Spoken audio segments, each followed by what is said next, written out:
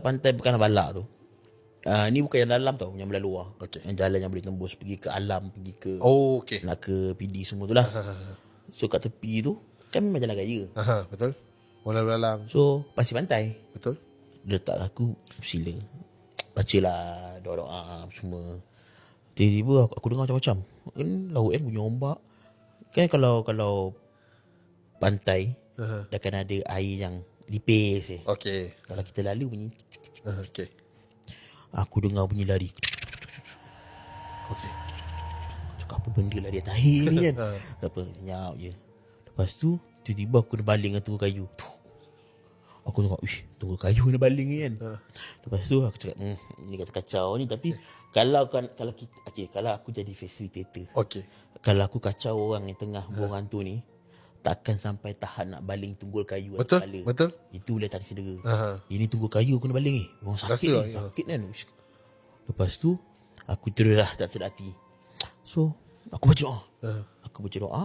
Tiba-tiba kena ada dengar bunyi mengekek kat belakang. Okey. Mengekek. Aku cakap, baca apa? Tanya. Alamak. Dengar ni. Cakap baca apa? Sama juga macam aku cerita yang menurun dekat kamar tu kan. Ini suara yang bukan suara boleh ditiru. Okey. Mustahil. Mustahil. Kan? Sebab semua lelaki kan? Semua lagi. Bukan suara yang boleh ditiru. Lepas tu cakap, aduh Ustaz.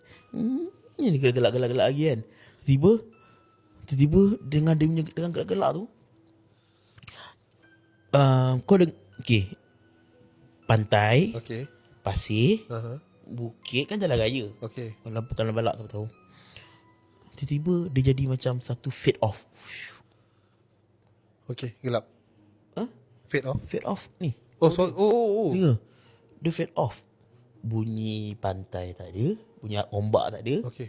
Kan malam ombak tak kuat dia. Tak ada. Bunyi kereta langsung tak ada.